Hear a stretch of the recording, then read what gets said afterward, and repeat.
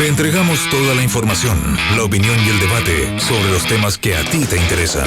Combinación Clave, junto a Beatriz Sánchez y Fernando Pausen. ¿Qué tal, Beita? ¿Cómo estás tú? Muy bien, Fernando Paulsen, ¿tú cómo amaneciste? Bien, fíjate, con más sueño que ayer. Ayer como que estaba más despejadito. Pero es que puede ser por jueves. Más, y uno más va, ensoñecido, sí. ¿será que uno va acumulando por la semana? El lunes amanece mejor, el martes y así, y el viernes ya, ¿no? Ya es un desastre. Son las 8:04, estás en Combinación Clave, bienvenido, estamos viviendo el segundo día de marzo, y es jueves 2 de marzo, y hay varios temas para estar conversando en un ratito más, con la gente del mostrador, con los que nos van a acompañar en el panel.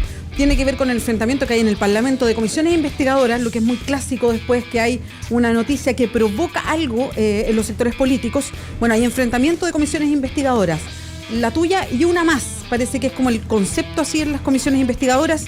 Está el fiscal que envió los antecedentes del caso Exalmar Minera Dominga al Consejo de Defensa del Estado, como solicitó el diputado Hugo Gutiérrez.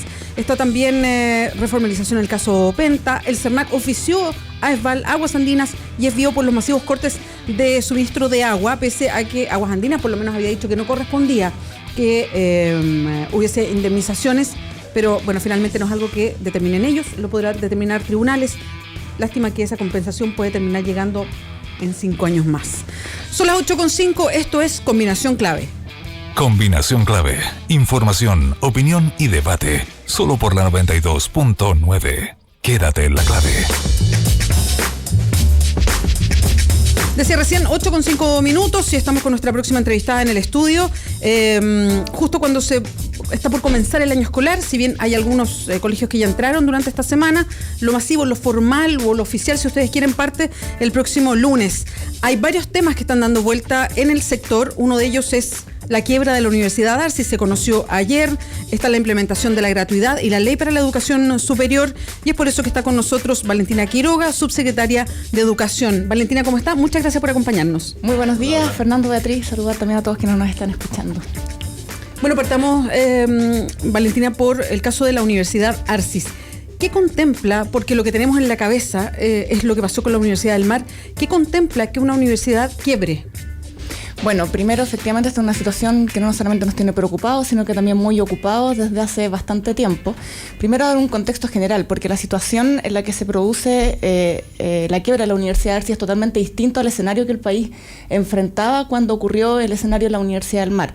Hoy día, perdón, en temas de regulación, en temas de qué es lo que se hace. En temas de regulación y en los procedimientos, hoy día contamos con mucho más instrumentos para poder, de alguna manera, asegurar, ¿cierto?, la continuidad de estudio de los estudiantes, que como Ministerio de Educación, por supuesto, es nuestra principal preocupación, que es garantizar que todos los estudiantes puedan entonces terminar adecuadamente su formación. Sin perjuicio de eso, obviamente, todavía esto se da en un contexto donde existe bastante espacio o muchos desafíos todavía de materias que tenemos que regular, y es por eso que el gobierno está tramitando una gran reforma de educación superior en el Congreso para que tener una superintendencia. Bueno, y este tipo de casos evidencian cada vez más lo importante que es contar con ese tipo de institucionalidad, ¿cierto?, en el país, que hoy día no tenemos. En particular en el caso de la Universidad Arcis, afortunadamente, a pesar, ¿cierto?, de todo lo complejo que siempre son estos procesos, tenemos una ley que enviamos el primer año de gobierno, que es la de administrador provisional y administrador de cierre. El Ministerio ha aplicado entonces todas las facultades que esta nueva ley lo dotó. Hicimos 2 procesos de investigación, ambos con consecuencias importantes para la universidad. La primera, ¿cierto?, que culminó con el cierre de la carrera de música. Las primeras denuncias vinieron principalmente, ¿cierto?, de irregularidades en esa carrera, y la segunda investigación, que terminó en julio del 2015, derivó en el nombramiento de un administrador provisional. Hoy día, ¿cierto?, se ha declarado la quiebra entonces lo que estamos actuando, lo que se está desarrollando, porque hasta antes de la quiebra teníamos planificado en conjunto con el administrador provisional, bueno, y su equipo, había toda una planificación para este año de monitoreo, y por lo tanto esta quiebra efectivamente ocurre en la mitad de ese proceso de implementación que se estaba llevando adelante para posteriormente tomar una decisión respecto a la institución. Hoy día, entonces, ¿qué es lo que ocurre? Por la ley de, ¿cierto? Bueno, efectivamente por la quiebra, se nombra un liquidador, pero la ley de educación de administrador provisional lo que hace es que las funciones del administrador provisional prevalecen por sobre las del liquidador. ¿Y eso qué significa? En términos de proceso hoy día, bueno, el administrador provisional, ¿cierto? Patricio Velasco ya anunció ayer que va a apelar y por lo tanto hay que esperar ahora entonces, ¿cierto? Que se resuelva esa apelación que ha hecho el administrador provisional para ver si es que efectivamente los jueces declaran, ¿cierto?, que esto se suspende en el fondo o si es que efectivamente continúa. En caso de que se suspenda, los jueces determinen que esto, ¿cierto?, se suspende el proceso de quiebra por los antecedentes que presenta el administrador provisional, el ministerio va a continuar con su plan, ¿cierto?, que ya tenía armado con la comunidad, bueno, y en los plazos, ¿cierto?, los que habíamos acordado con ellos. En caso de que los tribunales no acojan, ¿cierto?, la solicitud del administrador provisional y efectivamente proceda a la quiebra, entonces ahí lo que se hace, ¿cierto?, es, obviamente nosotros ya los hemos llamado, los vamos a llamar ahora durante la mañana, una reunión para coordinar justamente las facultades de ambos, de tal manera de hacer un plan, ¿cierto?, efectivamente hacia el cierre, y ahí corresponde que el Ministerio proponga entonces al Consejo Nacional de Educación la revocación del reconocimiento oficial, que eso es efectivamente proceder, ¿cierto?, al cierre, y con eso, bueno, se gatilla toda esa operación, que no es de la noche a la mañana, porque, insisto, la ley contempla la continuidad de los estudiantes, ¿cierto?, hasta el final. Estamos conversando con Valentina Quiroga, subsecretaria de Educación. Subsecretaria, en el acervo ideológico clásico, una quiebra no necesariamente se tiene que ver como algo malo. Lo que nos han señalado y nos han indoctrinado durante muchísimos años es que una quiebra a veces revela una ineficiencia básica de esa empresa, pero que le da y le cede el lugar a otra que sea más eficiente para que tome su lugar, y por lo tanto montones de veces cuando se han quebrado en términos de empresa salen tecnócratas que dicen, pero no hay nada malo de esto, van a llegar otras mejores que van a aprender de la experiencia y que van a asumir el cupo. Sin embargo, cuando una institución educacional quiebra, da la sensación de que ahí hay algo más que meramente una situación financiera de ingresos y gastos de una empresa común y corriente, y por lo tanto las mismas personas, curiosamente, que en caso de una quiebra propia en una empresa productiva no la mirarían con tanta exageración o con tanto drama, porque resulta que eso permite que otras aparezcan mejores dotadas. En el caso de la Universidad Arcis, saltan todos y dicen no puede quebrar una universidad. ¿Por qué no puede quebrar una universidad? A ver, primero yo diría que efectivamente hay no solamente emocionalidades distintas quizás asociadas, ¿cierto?, a lo que es el quiebre de una empresa regular, sino que las comunidades, no solamente universitarias, sino que educativas en general, tienen cultura, porque finalmente ahí lo que está ocurriendo es la materialización del derecho a la educación. Por lo tanto, no es solamente el derecho, ¿cierto?, de los trabajadores, que por supuesto, ¿cierto?, se desempeñan en las instituciones, sino que también hay en juego finalmente, y hay una reflexión mucho más profunda que tiene que ver con un derecho finalmente que de alguna manera se ve amenazado. Y por lo tanto eso hace que la discusión tome obviamente cariz distinto, y esa es justamente la razón por la cual el gobierno, ¿cierto?, la presidenta envió el primer año un proyecto de ley diciendo, ¿sabe qué? Aquí las universidades o las instituciones de educación superior, el sistema escolar y parvulario tiene otras reglas, pero hablemos del sistema de educación superior, no puede operar como si fueran empresas, porque aquí lo que se está proveyendo, ¿cierto?, lo que se está entregando no es la venta de un producto o un servicio, sino que es justamente un derecho que es un derecho constitucional, y por lo tanto a raíz de eso es que se envía este proyecto de ley de administrador provisional para decir, ¿sabe qué? Esto no puede operar de esta manera, aquí hay un derecho que resguardar, y por lo tanto antes que el proceso de quiebra regular de una empresa, aquí hay derechos entonces que hay que hacer valer, y por lo tanto hay que dotar al Estado de las facultades para que eso ocurra. Ahora, y que tiene que ver también con todo el debate de fondo finalmente de la reforma educacional, o sea, ¿cierto? O sea, efectivamente el país cuenta o no cuenta con la institucionalidad adecuada para hacer valer ese derecho, en nuestra opinión no cuenta con si bien el país ha avanzado enormemente y tiene una cierta institucionalidad que probablemente muchos países todavía están más atrasados, hoy día vemos que ante la envergadura, la magnitud, ¿cierto?, de cobertura sobre todo que ha adquirido y los desafíos también de desarrollo que tiene el país, claramente el país no cuenta con esa institucionalidad y tampoco con la capacidad, o sea, sobre todo con esos instrumentos para dotarlo de esa visión de futuro y también para poder garantizar, ¿cierto?, a los estudiantes y sus familias que el sistema opera razonablemente. Ahora, lo que uno quisiera, Fernando, en todo caso, y todo lo que estamos haciendo es para evitar, obviamente, que en el futuro llegara a estas situaciones. O sea, no debiese ocurrir que una institución de educación superior, no es que no debiese ocurrir que se cierre, o sea, las instituciones pueden abrirse, pueden cerrarse, pero uno esperaría que las razones de aquello fueran más bien otras. O sea, efectivamente se evalúa que quizás ya no se requiere en tal territorio, me explico, o sea, debiese ser una cosa mucho más pausada y razonada, más que este tipo de situaciones que o porque no la calidad no es suficientemente buena o porque tiene desbalances financieros ya de tal magnitud que explotan en la cara. Entonces, justamente la reforma lo que estamos buscando es tener alertas amarillas. Hoy día el país no tiene instrumentos para poder tener alertas amarillas y poder actuar con anticipación. Valentina, por eso la superintendencia es importante. Bueno, entonces hacia allá debiésemos movernos. Sí, lo que pasa es que ahí quiero ir al fondo, que tiene que ver con la ley de educación superior.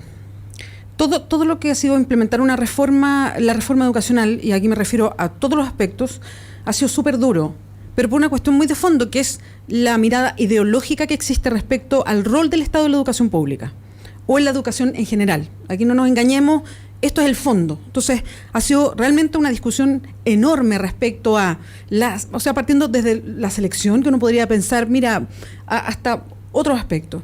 La ley de educación superior ha sido súper compleja. O sea, el ministerio lo han acusado de impericia o de ripio, ha presentado un proyecto, después lo ha tenido que sacar, porque tanto los que están a favor de una educación de un tipo o están en contra, estaban en contra del proyecto. En fin, hubo mucho ripio.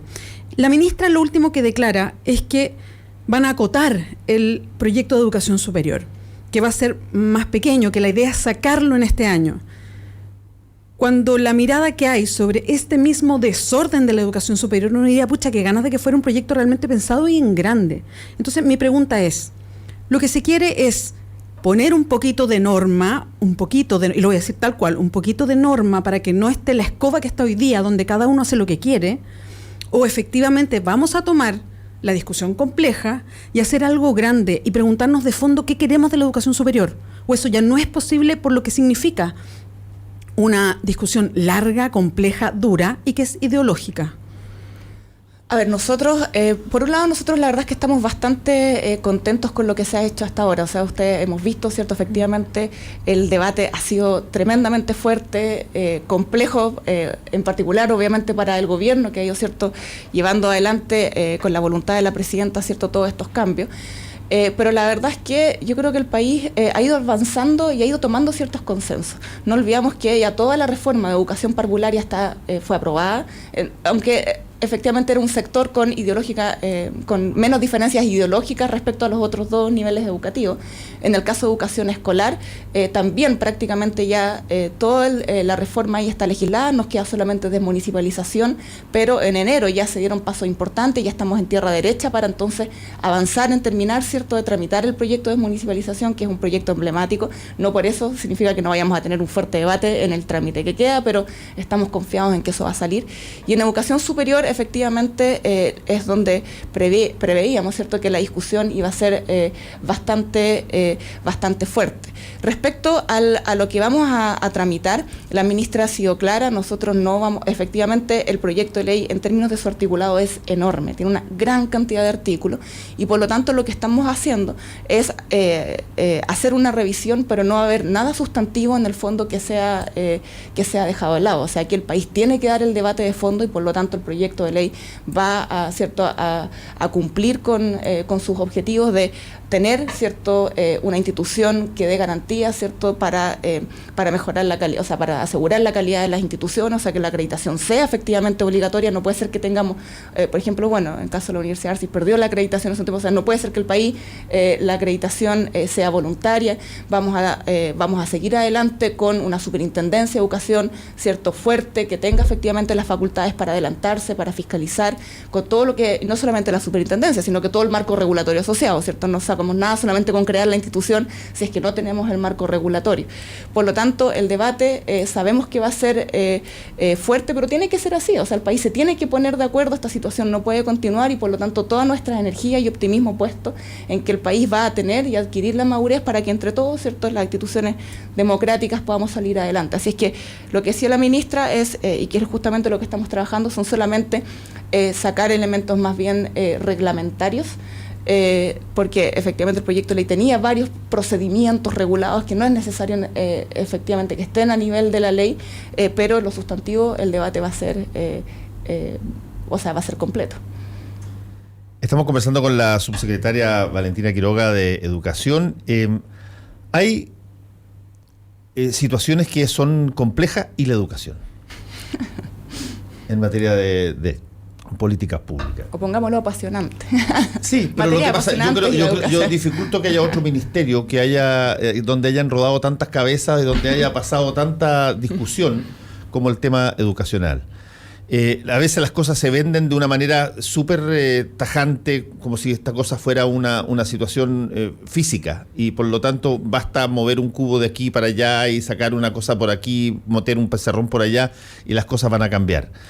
¿Qué ha hecho en el caso de la reforma educacional de la presidenta Bachelet? ¿Qué ha hecho que esta cosa sea muchísimo más difícil de lo que probablemente se pronosticó o se pensó cuando se llegó al gobierno? ¿Qué fue? La propia soberbia de argumentos de creer que esta cosa era una cosa relativamente sencilla de hacer y que bastaba con, ponerle patines a los que no tenían patines, en fin. Costó la oposición interna, la oposición interna y externa. ¿Cuál fue el problema básico de que esta reforma esté todavía entrampada como está? A ver, yo primero vuelvo, si bien efectivamente nos falta el debate de educación superior, yo diría que la reforma en su conjunto no es que esté entrampada. O sea, de hecho hoy día estamos implementando proyectos que fueron también muy complejos de discutir y que hoy día están avanzando en su implementación. Siempre supimos que esto no iba a ser fácil. Ahora sí, como algunos dicen por ahí, ¿cierto? Bueno, pero tampoco sabíamos que iba a ser tan difícil. Pero efectivamente siempre estuvimos preparados porque sabíamos que íbamos a dar un debate que es complejo, y aquí tiene que ver con ideologías, ¿cierto?, con ideas. No olvidemos que el sistema educativo está a la base finalmente del desarrollo de los países. Y aquí hubo también muchas décadas, ¿cierto?, del desarrollo del sistema educativo bajo ciertas reglas. Es un sistema que hoy día ya tiene una tremenda cobertura, o sea, en escolar prácticamente total, en parvularia avanzando de manera fuertemente, ¿cierto?, a partir sobre todo lo que ha hecho la presidenta en su primer mandato y ahora en este, y en educación superior entonces, y también. Por lo tanto, tratar de cambiar las reglas del juego con ese nivel de desarrollo no es tarea fácil. No solamente porque hay ideología, sino porque también hay intereses económicos detrás. O sea, un sistema que ha permitido, ¿cierto?, el desarrollo del mercado a los niveles que lo permitió nuestro sistema en el nivel escolar y superior. Evidentemente, cuando tú quieres entrar a cambiar las reglas del juego, te metes con intereses y en educación superior, donde las instituciones son muchísimo más grandes y por lo tanto los volúmenes de recursos de los que estamos hablando ya son de otro orden de magnitud. Evidentemente que la discusión es dura, pero no es solamente un tema de recursos, sino que también a la base hay posiciones ideológicas distintas, principalmente respecto al rol del Estado, y eso ha sido un debate, no solamente a partir de educación eterno, pero probablemente mucho más fuerte y agudizado en el sector de educación. Y en particular en Chile, no es que en otros países también el sector educación es efectivamente de los temas que se debaten, que no hay posiciones únicas, pero efectivamente en Chile particularmente yo diría que el debate es probablemente más álgido de lo que normalmente uno ve también en otros países. Con todo, el camino al desarrollo, no hay atajos para eso, es paso a paso. El sistema educativo es una pieza fundamental en ese desarrollo social, cultural y también, por supuesto, económico. Y bueno, esto es cierto lo que, en nuestra opinión, lo que hoy día el país necesita, y bueno, los sistemas educativos finalmente nunca alcanzan el régimen, ¿cierto? Porque siempre tienen que irse obviamente adecuando a las nuevas necesidades de los sistemas, pero esto es lo que nosotros estamos convencidos hoy día que hay que hacer, hay que sacar el mercado, y ya lo logramos en educación escolar, ahora hay que ir en educación superior y bueno, esperemos que nos vaya bien. Subsecretaria, y en ese mismo sentido, ¿cuánto se ha tenido que ceder en una discusión que es de fondo? Porque yo entiendo que, y lo estamos conversando acá, es un enfrentamiento muy duro, pero tiene que ver con la base cultural de un país, con lo que el país quiere ser a futuro, se tiene que mirar a muchos años a futuro, además, bueno, en fin. Pero ¿cuánto han tenido que ceder en conceptos que son básicos? Que tiene que ver con el derecho a la educación. Y lo pregunto porque cuando un país define que la educación es un derecho, tiene muchas implicancias. Una de las implicancias es mirar qué pasa a la hora del mercado, cuánto entra el Estado, no solo a regular, sino a poner las bases, y cuánto no. Entonces, y le pregunto, ¿cuánto han tenido que ceder por esta oposición a esta discusión más de fondo? Y cuando digo oposición, no me refiero solamente a la oposición que puede estar en la oposición efectiva de un gobierno, me refiero a la oposición interna de este mismo gobierno. ¿Cuánto se ha tenido que ceder en avanzar a un tema de fondo respecto a la educación y no quedarse, como yo lo he visto, más en un aspecto regulatorio de la educación? Porque si bien una estructura de educación superior tiene que tener un marco regulatorio fuerte, yo no digo que no, hay un tema de fondo que se estaba discutiendo con respecto a la educación y ahí lo que yo aprecio es que se cedió.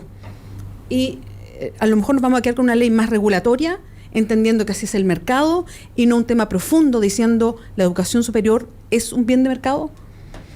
A ver, en materia de educación superior, el debate todavía en particular no se da, por lo tanto aún no hay concreción, ¿cierto?, respecto a qué cosas se han modificado o no se han modificado. Pero ya dijo que iba a ser más acotado, y si es más acotado de lo que venía, no sé si se entra a la discusión de fondo, que puede ser más dura y más larga. Reitero que la discusión de fondo la vamos a dar. O sea, aquí viene toda la legislación en el tema del lucro, o sea, eso es parte del compromiso de la presidenta, y no solamente porque sea el compromiso del programa de gobierno de la presidenta, sino porque es nuestra convicción más profunda. O sea, en eso, por lo tanto, los debates de fondo se van a dar, y lo único que estamos haciendo para efectos de facilitar la tramitación es tratar, obviamente, de que aquellos artículos que no sean justamente del fondo, ¿cierto?, que podemos llevar ciertos arreglamentos, pero que igual vamos a tener, obviamente, van a existir.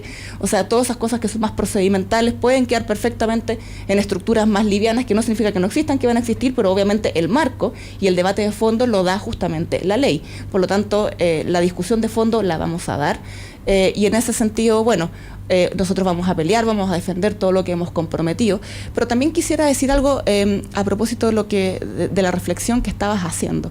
Esto de el concepto de ceder o no ceder hace plantear la postura como que hubiese como que hubiese alguna parte que tenga como la verdad única en el fondo de cómo las cosas tienen que hacerse.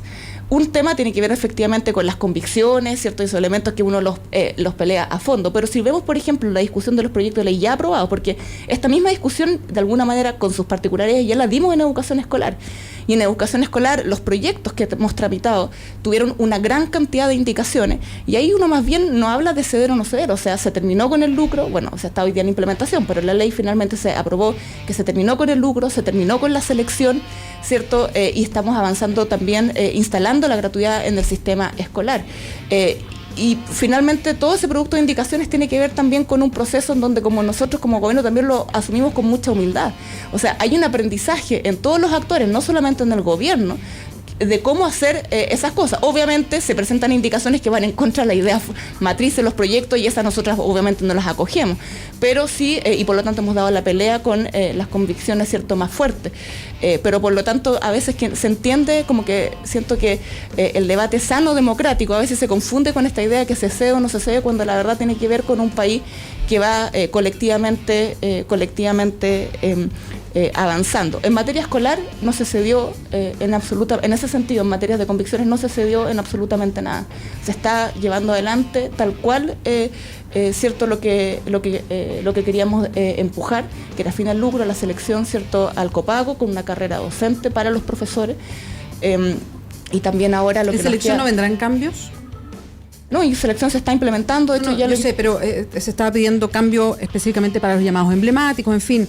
Eso lo va a apoyar. En el verano se armó una discusión en torno al reglamento, sí, pero sí. Aquí la selección va, efectivamente, ahora nosotros habíamos planteado un compromiso que lo vamos a volver, ¿cierto?, a cumplir ahora en el trámite de educación, del trámite de educación pública. que era algo que nosotros originalmente habíamos planteado, que se cayó en el Congreso, lo vamos a volver a plantear y bueno, el debate será obviamente en el Congreso. Pero la ley está en términos gruesos avanzando, o sea, se discutió y se aprobó con las ideas matrices en el fondo y hoy día se está implementando. Estamos. Dale nomás, Fernando. Quiero preguntarle a la subsecretaria, ¿en qué momento ha sentido usted, que está desde el principio, en qué momento ha sentido que esta reforma ha sido más golpeada? ¿En la crítica propia, interna, o en la crítica externa? Yo creo que uno de los momentos más complejos fue la discusión de la ley de inclusión, que fue al comienzo, en donde efectivamente, o sea, como iba al corazón, en el fondo, de las diferencias de mirada, ¿cierto?, ideológica, fue probablemente el momento de discusión más álgida, y en donde yo también diría que como fue al comienzo del periodo de gobierno, algo que yo, a pesar de que las diferencias subsisten, ¿cierto?, yo diría que también había mucho prejuicio, en parte todos los actores involucrados en el debate, respecto a lo que el otro pensaba. Y por lo tanto era no solamente una discusión ideologizada, sino que fue bastante sobreideologizada. Yo diría que hoy día, por ejemplo, en el debate en el Congreso ya se ha ido adquiriendo un nivel de madurez, de comprensión, que ha sido un aprendizaje mutuo, o sea, digo, no solamente de los parlamentarios, sino que también nuestro, en donde ya con más de 20 proyectos en el cuerpo solamente en este periodo de gobierno, o sea, y con todo el trabajo que se ha desarrollado, hay ciertas materias sobre las cuales ya hay bastante más conocimiento de respecto a la mirada del otro, y también bastantes más consensos de los que había a comienzo del 2014. Por lo tanto, esto fue partir con un proyecto de ley que fue al corazón de las diferencias, en un ambiente no solamente ideologizado, sino que sobreideologizado. Hoy día yo diría que incluso en el caso de educación superior, a pesar de que obviamente existen diferencias importantes, profundas, que son tremendamente sanas, que también existen, yo diría que existe menos ¿cómo se diría? Ideologización. Efectivamente, que es la que teníamos el año 2014. Y por lo tanto, en eso vislumbramos que hay espacio, ¿cierto? Si bien la pelea va a ser dura, creemos que hay espacio de mayor amistad cívica, en el fondo, para llevar adelante este debate. Subsecretaria Valentina Quiroga, muchas gracias por acompañarnos hoy día. Muchas gracias a ustedes. Gracias. Solamente un aviso para recordar, porque recuerden los estudiantes que estamos en el proceso de implementación de gratuidad.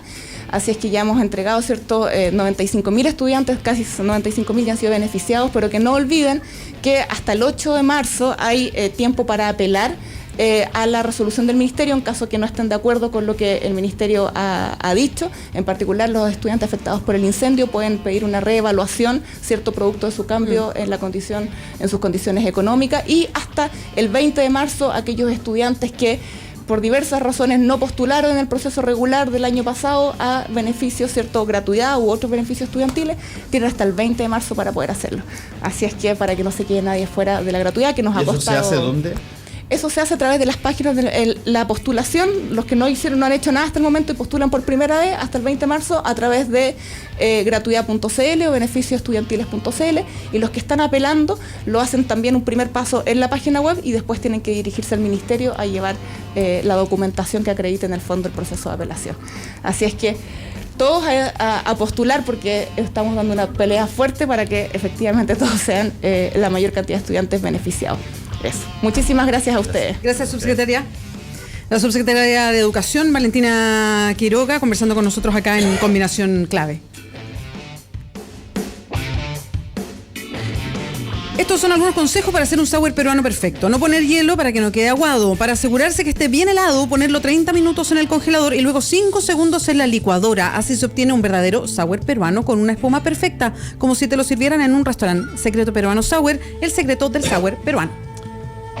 Cuidar el medio ambiente es un trabajo de todos. Cuando usted compra y devuelve una botella retornable, está ayudando a que otra persona pueda reutilizarla y compartirla en su mesa. Además, está contribuyendo a reducir la huella de carbono. Elija las retornables y juntos puedan ayudarse a cuidar el medio ambiente. Este es un mensaje de Coca-Cola de Chile. Opinión, información y debate son una combinación clave. Estás en la 92.9.